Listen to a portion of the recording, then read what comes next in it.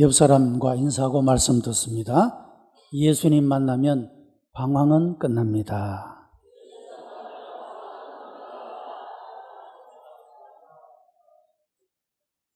끝내고 돌아온 사람들 같습니까? 네. 시인 롱펠로우는 그가 쓴 인생창가라고 하는 것에서 이런 이야기를 합니다. 인생은 싸움터다. 이 싸움터에서 쫓기는 짐승처럼 벙어리가 되지 말고 투쟁해서 영웅이 되라. 그런 시를 남겼습니다. 여러분, 성경은 우리 인생의 삶을 가리켜 영적인 전쟁터라고 말씀해 주고 있습니다. 하늘의 싸움에서 쫓겨난 사단이 이 세상의 흑암의 권세를 잡고 정사와 권세를 가져서 이 땅의 모든 것들을 다스리고 지배하는 그런 관계로 교회나 성도는 이 땅 가운데서 고난과 핍박과 어려움을 겪게 되는 것이고, 그 삶의 과정들은 싸움터와 같은, 전쟁터와 같은 그런 삶의 모습을 가지게 된다라고 하는 겁니다.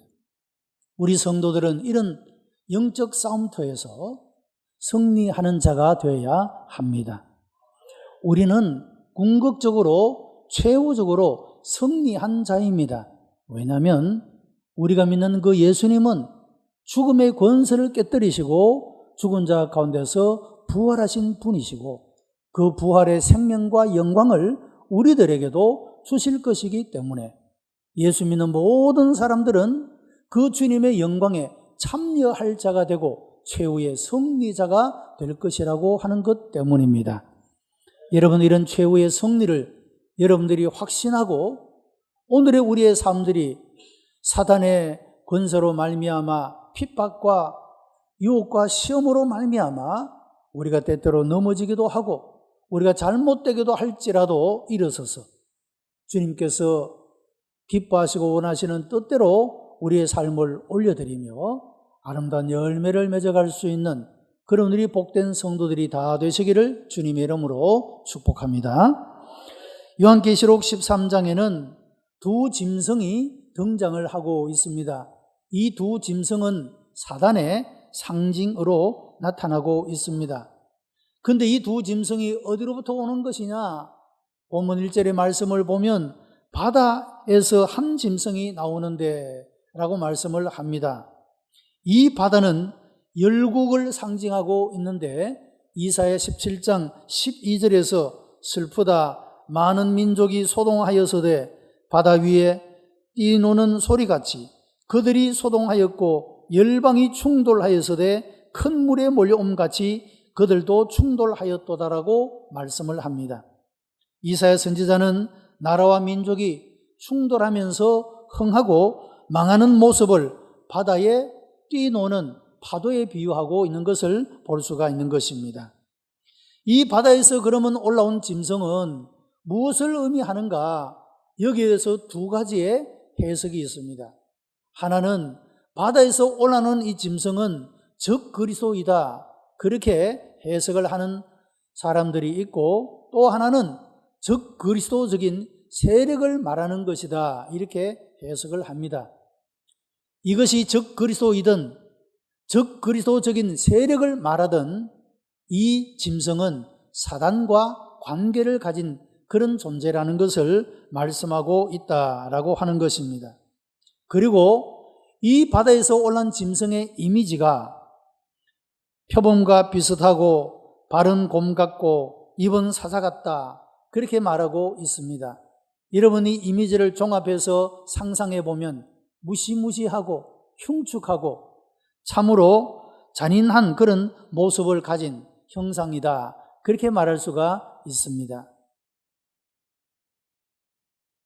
성경에서 예언적인 묵시를 다룰 때 표범이나 곰이나 사자의 이미지가 자주 등장하고 있는데, 이 이미지는 열강을 표시할 때 그렇게 말하고 있다는 겁니다. 주변의 연약한 국가를 삼키고 지배하고 정복하는 그런 열강들을 표시할 때 이런 곰과 같이, 표범과 같이, 사자와 같이 그렇게 달려들어서 약한 동물들을 해치는 것처럼 말이죠. 열강들이 이와 같은 모습으로 그 주변의 나라를 정복하고 있는 사실을 그렇게 표현한 모습을 볼 수가 있는 것입니다. 다니엘서 7장의 말씀을 보면 이 짐승들의 이미지가 모두 나오고 있는데, 이것은 당시의 최강대국이었던 바빌로니아를 비롯해서 메데와 파사, 페르시아 제국, 그리고 히랍과 이어서 나오는 로마 제국에 이르기까지 역사 속에서 세워지고 망하여졌던 그런 열강의 모습들을 대변하고 있는 그런 이미지가 되고 있다라고 하는 것입니다. 본문에 나오는 짐승은 이 세 가지 이미지를 모두 가지고 있기 때문에 그것은 짐승들의 힘을 종합한 그런 세력을 말한다라고 말할 수가 있겠습니다. 계시록 17장 9절로 10절에는 좀 더 자세한 설명이 나타나고 있는데, 지혜에 있는 뜻이 여기 있으니 그 7머리에 있는 여자가 앉은 7산이요 또 7왕이라. 5은 망하였고 하나는 있고 다른 이는 아직 이르지 아니하였으나 이르면 반드시 잠깐 동안 계속하리라고 말씀을 합니다. 학자들은 여기에 나오는 7제국은 이미 지나간 바빌로니아, 메데파사, 히랍, 애굽, 아수르, 당시에 존재했던 로마 제국과 더불어 아직 나타나지 않은 하나의 세력을 말한다고 해석을 하고 있습니다. 역사 속의 열강, 이 열강들이 주변의 모든 나라를 정복하고 사자의 이빨처럼, 표범처럼, 곰처럼 그들이 주변의 나라를 삼키고 있는 그런 모습들을 표현하고 있는데, 이것은 역사 속에 일어났던 강대한 제국, 그 열강을 표시하는 말이라고 그렇게 해석하고 있다는 것입니다. 그런데 문제는 아직도 나타나지 않는 이 한 가지의 세력, 이것은 바로 적그리스도이거나 혹은 적그리스도적인 세력을 말하고 있는 것인데, 이 세력들은 예수님 재림 직전에 나타나게 될 것이다 라고 그렇게 말하고 있습니다. 이 짐승은 기독교를 핍박하고 복음을 방해하는 이런 역사를 나타내게 될 것인데, 여러분, 교회가 시작된 이래로 교회는 끊임없는 핍박을 받아오고 교회를 없이 하려는 세력들로 인하여서 끝없이 고통을 받아왔던 것을 보게 됩니다. 그러나 이 교회는 그런 잔혹한 핍박의 역사 속에서도 하나님이 지키시고 보호하시고 인도하심으로 오늘의 역사에 이르기까지 교회가 존재하고 그 사명들을 감당하고 있는 모습을 보게 되는 것입니다. 뿐만 아니라 이 세상에 반기독교적인 적대적인 세력이 아무리 거세게 핍박한다 할지라도 여러분, 하나님은 그 권능의 장중에 교회를 붙드시고 승리의 계가를 부르도록 역사하시는 줄로 믿습니다. 최후의 승리자가 누구일까? 그래서 오늘 본문의 제목을 최후의 승리라는 이런 제목으로 말씀을 생각하고자 하는 것입니다. 먼저 생각할 것은 이 바다에서 나오는 짐승이 어떤 특징을 가지고 있느냐 하는 것입니다. 세 가지의 특징을 가지고 있는데, 첫째는 이 짐승은 사단으로부터 권세를 받았다라고 그렇게 말하고 있습니다. 여러분, 적 그리스도의 세력은 사단에게서 권세를 받아서 그 권세를 펼치게 되어진다라고 하는 것입니다. 두 번째는 사탄 숭배를 목표로 하고 있다는 것입니다. 본문 4절 말씀에 보면 용이 짐승에게 권세를 주므로 용에게 경배하며 라고 그렇게 말씀을 하고 있습니다. 여러분, 짐승이 사람들에게 사단을 경배하도록 만든다, 그런 말입니다. 요즘에는 이 사단 숭배는 아주 심각한 현상으로 나타나고 있는 모습을 봅니다. 여러분, 소위 뉴 에이지 운동이라고 하는 것이 이름은 얼마나 근사합니까? 그러나 그 정체는 사단 숭배를 목적으로 하고 있는 운동이라고 하는 사실입니다. 재물의 힘, 미래를 알아맞추는 힘, 다른 사람을 굴복시키는 힘을 준다고 하면서 사단을 숭배하도록 유혹하고 있는 사실이라고 하는 것입니다. 여러분, 사람들이 이 세상에서 성공지향적인 삶을 추구하게 되고 이런 성공을 얻는 그 내용들은 힘을 얻거나 혹은 어떤 욕망을 충족시키거나 어떤 소유를 가지게 되는 것이나 여러분, 이런 물질과 그리고 정치적인 욕망과 이런 육신적인 이런 욕망이 사람들이 아마도 가장 원하고 추구해 가는 그런 요소가 아니겠습니까? 문제는 이런 권력과 이런 욕망과 우리가 추구하는 이 모든 것들이 하나님께로부터 온 것인가 아니면 사단으로부터 온 것인가를 우리가 분별을 할 수 있어야 한다는 것입니다. 왜냐하면 사단으로부터 오는 그 궁극적인 목적은 결국에 사단을 숭배하도록 만드는 것이고, 여러분, 사단을 숭배하는 자는 지옥에 떨어지는 자가 되고 멸망당하는 자가 되기 때문에 그것은 유혹에 불과한 것이 된다라고 말할 수가 있습니다. 그러므로 우리는 이 땅에서 살아가는 동안에 하나님께로부터 오는 것들을 사모하고 하나님이 기뻐하시는 것을 추구하는 그런 삶을 살아가야 여러분 진정한 인생의 성공자가 되어줄 수가 있다라고 하는 겁니다. 세상 사람들이 추구하는 정치 권력을 얻거나 많은 물질을 소유하거나 혹은 내가 원하는 어떤 것을 얻었다 할지라도 이것이 하나님께로부터 온 것이 아니면 그것은 저주의 요소가 되어질 수밖에 없기 때문이라고 하는 것입니다. 여러분, 이렇게 힘을 구하는 인간의 욕망을 자극하는 배후에 사탄이 있다는 것을 기억하고 우리는 항상 경계하는 그런 삶을 살아가야 한다고 하는 것입니다. 본문 8절 말씀에는 죽임을 당한 어린 양의 생명책에 창세 이후로 농명되지 못하고 이 땅에 사는 자들은 다 짐승에게 경배하리라고 말하고 있습니다. 자, 여러분, 이 사탄의 권세가 이 어두움의 주관자가 되어져서 모든 정사, 즉 그리스도적인 세력을 여러분 행사하게 될 때에 많은 사람들은 그곳에 붙으면 무언가를 얻을까 해서 사람들이 굴복하고 경배하게 되어진다라고 하는 것입니다.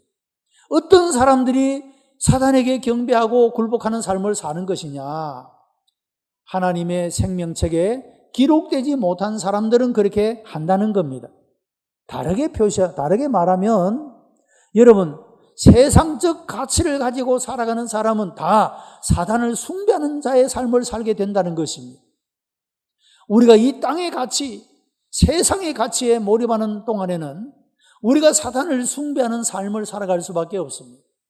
그러나 우리가 영원한 하나님의 나라, 하나님에게 우리의 삶의 가치를 두고 살아가게 될 때는 우리가 결단코 사단이 유혹하는 것에 빠지지 아니하고 하나님께로부터 온 것이 아닌 것들에 우리가 유혹을 당하지 않고 여러분, 우리가 떳떳하게 그리고 자존감을 지키며 우리의 그리스도인이라고 하는 정체성을 유지하면서 여러분, 우리의 삶을 얼마든지 행복하고 풍성하게 인생의 삶을 살아갈 수 있게 된다라고 하는 것입니다. 여러분, 오늘도 우리의 삶 속에는 이런 영적인 전쟁이 있다는 것입니다. 내가 세상의 가치를 추구하며 없어져 버릴 세상의 것들을 추구하며 살아갈 것인가? 우리가 하나님을 앙망하고 하나님께로부터 오는 은혜를 구하여 없어지지 아니할 영원한 가치 있는 것을 추구하며 살아갈 것인가? 순간순간에 이런 선택의 기로에 우리가 서게 되는 것이고 우리는 이런 두 길 중에 하나를 선택하며 하루하루를 살아가게 된다라고 하는 것입니다. 사랑하는 성도 여러분, 어쩌면 우리가 가는 이 믿음의 길은 아무도 가지 않은 그런 길일 수도 있습니다. 그러나 여러분, 이 길 끝에는 주님이 두 팔 벌려 우리를 기다리고 계시고 우리에게 언약하신 영원한 생명과 하나님 나라의 풍성함으로 채워주시는 줄로 믿습니다. 여러분, 이런 우리가 확신을 가지고 이 믿음의 싸움을 싸우고 영적 싸움에서 승리하는 자가 되어야 한다는 것입니다. 사람의 생명은 코의 호흡에 있나니 그 생명이 호흡에 있는 인생을 의지할 것이 무엇이냐라고 시편 시인은 우리들에게 이야기하고 있습니다. 여러분, 우리가 그토록 의지하는,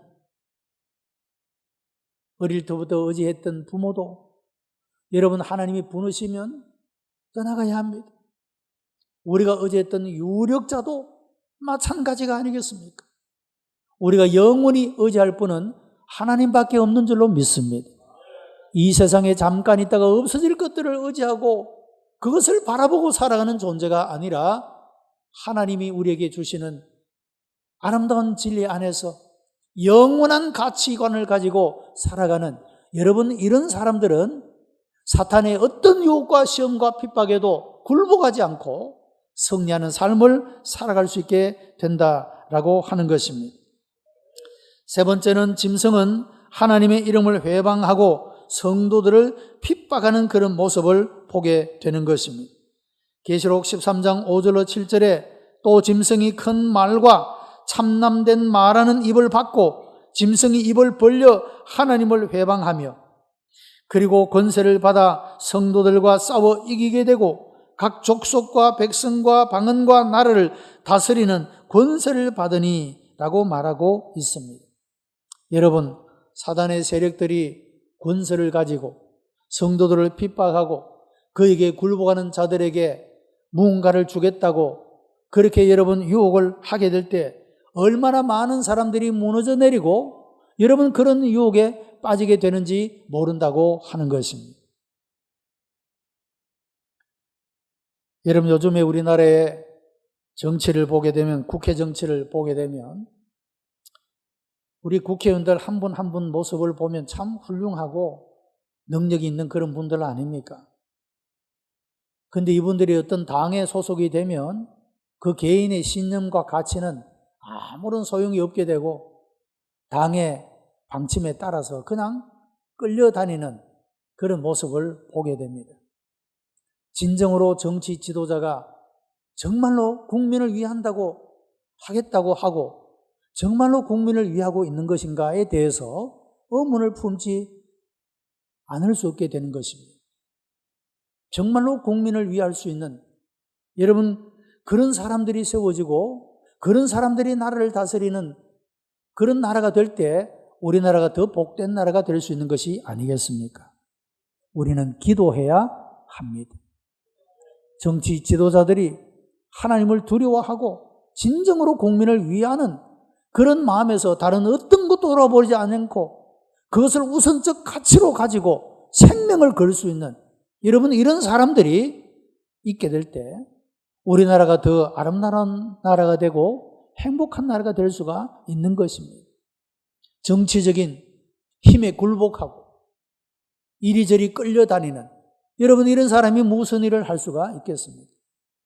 마지막 때가 되면 더더욱 많은 사람들은 힘에 굴복하여 그 힘을 가진 사람에 의해서 내가 다음에 또 어떤 이익을 얻을까 하여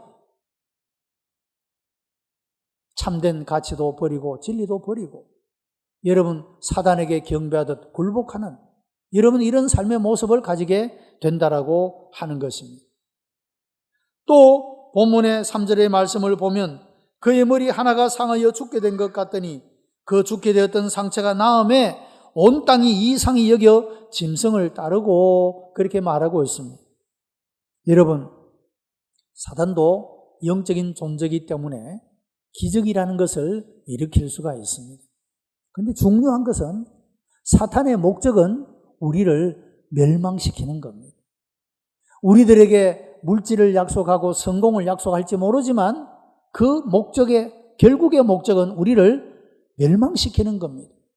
우리에게서 하나님의 향한 믿음을 빼앗아가고 여러분 이 믿음을 빼앗아가서 우리를 하여금 그리스도 예수 안에 속하지 못하게 하고 이 사단을 경배하게 함으로써 지옥의 자식이 되게 하고 마귀의 자녀가 되게 하고 멸망의 자식이 되게 하는 것이 사탄의 목적이라고 하는 겁니다. 그래서 여러분, 사탄을 통하여 나타나는 이적에 우리의 마음이 끌려서는 안 된다고 하는 것입니다. 여러분, 지금이 그런 때가 아니겠습니까? 로마 시대에 얼마나 극심한 성도들을 향한 교회를 향한 박해가 있어 왔지 않습니까? 10대 박해는 너무도 유명한 박해였었습니다. 그러나 하나님은 그런 박해 속에서도 교회를 지키셨고, 여러분, 그 교회가 오늘에 이르기까지 존재하고 하나님의 귀한 사명들을 감당하고 있는 모습을 보게 되는 것입니다.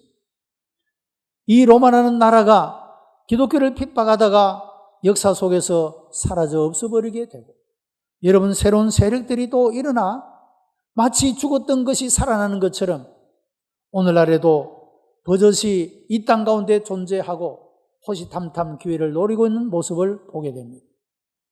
여러분, 한때는 동서 긴장 관계에 있어서 공산주의와 민주주의 사이에 굉장한 긴장감이 세계를 지배했던 때가 있었고, 그 공산주의의 가치가 무너져 내리게 되므로 민주주의가 온 세계를 지배하는 듯 해 보입니다. 여러분, 그런 때에 얼마나 많은 공산주의 나라가 복음의 문을 열고 많은 사람들이 그 공산주의 국가에 들어가서 오늘날까지 복음을 전하고 있는지 모릅니다. 그러나 죽은 것 같았던 그들이 다시 살아나서 오늘날에 그곳에 있는 얼마나 많은 선교사들을 죽이고 핍박하고, 여러분, 교회를 핍박하여서 문을 닫게 만들고 얼마나 큰 어려움을 겪게 만들고 있는 그런 모습을 보게 되는 것입니다. 여러분, 이런 때에 죽은 것 같은 자가 다시 살아나 성도들을 핍박하는 최후의 발악의 시대가 도래하게 될 것이라고 성경은 우리들에게 말씀해 주고 있습니다. 그러나 이런 짐승들의 승리는 일시적인 승리에 불과하다라고 하는 것입니다. 여러분, 이런 극심한 핍박이 일어나게 되면 생명책에 이름이 기록되지 않는 모든 사람은 다 짐승에게 경배를 한다라고 말하고 있습니다. 여러분, 오늘날 지구촌의 모습은 사단이 승리하고 있는 것 같습니다. 그러나 그것은 일시적인 승리임을 알아야 합니다. 여러분, 최후의 승리는 생명책에 이름이 기록된 성도들에게 있는 줄로 믿습니다. 요한계시록 13장 10절에 사로잡는 자는 사로잡힐 것이요 칼로 죽이는 자는 자기도 마땅히 칼에 죽으리니 성도들의 인내와 믿음이 여기 있느니라고 말씀했습니다. 여러분, 참된 성도는 끝까지 인내하고 믿음을 지키는 자들입니다. 이 세상의 문화가, 이 세상의 정치와 역사가 하나님을 대적하는 문화로 변질되어 가고 있음에도 불구하고 그런 상황 가운데서도 그 믿음을 지키고 꾸준히 참아내는, 여러분, 이런 성도들이 바로 생명책에 기록된 자의 삶의 모습이라고 말하고 있는 것입니다. 참된 성도가 누구냐? 그 이름이 생명책, 구원받을 자의 그 책에 기록된 사람, 이 사람을 참된 성도라고 성경은 말씀해 주고 있습니다. 누가 이런 핍박을 이겨내고 견뎌낼 수가 있는 것인가? 바로 이 사람들, 생명책에 기록된 이 사람들 이외에는 이기는 자가 없다라고 말씀하고 있다는 것입니다. 사랑하는 성도 여러분, 우리가 예수님을 내 구주로 내 마음에 영접하고 그를 믿으면 우리로 하여금 하나님의 자녀가 되는 권세를 주시겠다고 말씀하고 있습니다. 예수님을 믿으십니까? 그분을 영접하셨습니까? 여러분들은 하나님의 자녀라고 성경은 말합니다. 하나님의 자녀이면 하나님의 자녀의 호적에, 하나님과의 호적에 올라가 있는 겁니다. 우리의 이름이 그 책에 기록되어졌다, 그 말씀입니다. 우리는 최후 승리자입니다. 어떤 핍박과 유혹과 시험이 닥쳐도 이기는 자가 된다는 것입니다. 끝까지 인내하는 여러분이 되기를 바랍니다. 끝까지 믿음으로 승리하는 여러분들이 되시기를 바랍니다. 누가복음 10장 20절에는 귀신들이 너희에게 항복하는 것으로 기뻐하지 말고 너희 이름이 하늘에 기록된 것으로 기뻐하라고 말씀했습니다. 여러분, 예수님은 제자들을 둘씩 짝지어서 전도하러 보냈습니다. 그들이 예수님의 이름으로 귀신 들린 자를 향하여 명령할 때 그 귀신이 쫓겨나가게 되고 귀신에게 매었던 사람들이 자유함을 얻게 됩니다. 인간의 모습을 되찾게 된 것이죠. 여러분 얼마나 놀라운 은혜의 역사들입니까? 여러분 복음의 역사는 사람을 살리는 역사입니다. 사람 되게 하는 역사인 거예요. 그러나 귀신은 사람을 못쓰게 만듭니다. 인간됨의 삶을 살지 못하도록 하는 것이 귀신의 목적인 것을 우리가 역력하게 볼 수가 있다라고 하는 것입니다. 제자들이 예수님의 이름으로 귀신들에게 선포하고 명령할 때 귀신이 쫓겨나가는 모습을 보니 얼마나 기뻤습니다. 그래서 전도 결과를 보고합니다. 주님, 우리가 주님의 이름으로 귀신에게 명령했더니 그들이 항복하고 쫓겨나가더이다. 예수께서 이렇게 말씀하십니다. 귀신이 쫓겨나가는 것으로 기뻐하지 말고 너희의 이름이 생명책에 기록된 것으로 기뻐하라고 말씀하고 있는 것입니다. 여러분, 우리가 아무리 열심히 봉사하고 헌신하고 충성을 다하여 우리가 하나님의 일을 한다 할지라도 여러분, 내가 생명책에 기록되지 못한 그것은 참으로 비참한 일이라고 말할 수가 있는 것입니다. 우리의 이름이 생명책에 기록되는 이것, 하나님의 자녀가 됐던 이 사실, 여러분, 이것이야말로 우리가 기뻐하고 감사하고 영광을 올려드릴 그런 내용이 되어진다라고 하는 것입니다. 사도 요한은 하나님의 자녀들이 종말론적 삶의 승리를 위하여 견지해야 할 두 가지 자세를 교훈합니다. 인내입니다. 이것은 소극적이고 수동적인 자세라고 말할 수가 있습니다. 인내는 아래에서 버틴다, 그런 뜻입니다. 여러분, 사탄이 유혹과 시험으로 핍박으로 우리를 압박할 때, 우리를 그냥 깔아뭉개기 위해서 압박할 때 우리는 그것을 버텨내는 인내의 삶을 살아가야 된다라고 말씀하고 있는 것입니다. 삶의 환경들이 믿음을 변질시키기 위해 미혹시킬 때, 신앙을 박해하여 신앙을 파괴시키려 할 때 여러분, 이 모든 것들을 버텨내는 성도들의 인내, 이런 인내의 삶을 통하여 그 이름이 생명책에 기록되어진다라고 말합니다. 두 번째는 믿음입니다. 이것은 적극적이고 능동적인 자세로 내 삶의 모든 문제를 하나님께 맡기는 것입니다. 여러분, 우리는 그렇게 인사를 하고 말씀을 들었습니다. 예수님 만나면 인생의 모든 고민도 방황도 문제도 끝나는 줄로 믿습니다. 예수 그리스도 안에 궁극적 승리가 있기 때문에 그렇습니다. 여러분, 우리가 얼마나 무지합니까? 우리가 얼마나 무능합니까? 우리 자신이 결심해야 하지만 이 내가 결심한 것조차도 지킬 수 없는 무능한 것이 우리 인간의 모습이 아닙니까? 누가 이 문제를 해결할 수가 있습니까? 예수 안에 있는 줄로 믿습니다. 예수 그리스도의 이름이 능력이 있습니다. 그 이름으로 선포할 때 여러분, 귀신은 떠나가게 되는 것입니다. 어둠은 물러가게 되는 것입니다. 하나님께로부터는 놀라운 은총의 빛이 여러분의 모든 삶을 충만하게 채워주게 될 것이고 여러분의 삶은 새롭게 되고 변화의 놀라운 역사가 일어나게 될 줄로 믿습니다. 지금 그렇게 살아가는 사람이 최후의 승리를 얻는 사람이 될 수가 있습니다.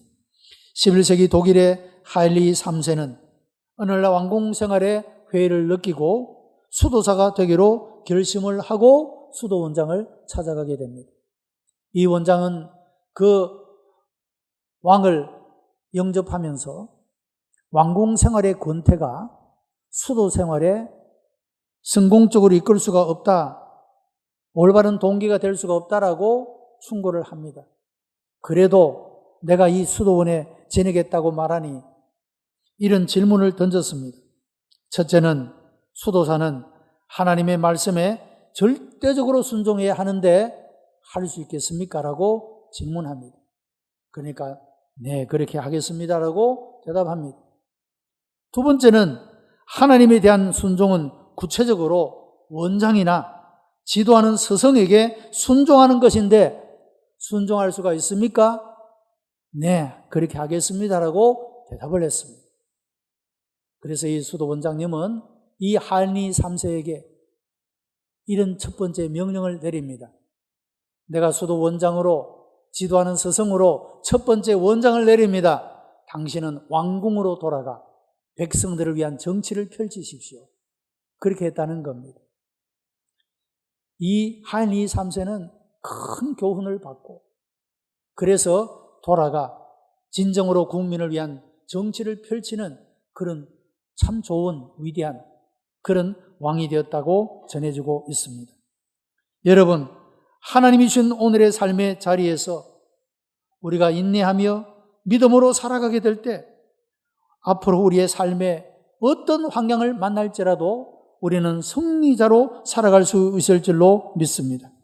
오늘을 인내로 이기고 내일을 믿음으로 승리하는 성도들이 되고 최후의 승리를 얻는 여러분 그 자리에서 우리가 다 함께 만날 수 있는 복된 성도들이 다 되시기를 주님의 이름으로 축복합니다. 기도하십시다. 은혜가 풍성한 하나님, 감사와 찬송과 영광을 하나님 앞에 올려드립니다. 우리의 삶의 환경들이 얼마나 불신앙적이고 불순종적이고 우리의 문화와 정치와 우리의 삶의 모든 영역들이 부패하고 타락했는지 모릅니다. 하나님이여, 우리도 함께 썩어져가는 자가 되지 않고 이 썩어져가는 세상 속에서 소금처럼 살게 하시고 어두운 세상 속에서 빛처럼 살아갈 수 있도록 역사해 주시기를 원합니다. 우리가 끝까지 잘 인내하며 믿음으로 견뎌나갈 수 있도록 도우시고 최후의 승리자가 되어지도록 주님 우리의 이름을 생명책에 기록하시고 주님 권능으로 역사해 주시옵소서. 감사하며 예수 그리스도의 이름으로 기도드리옵나이다. 아멘.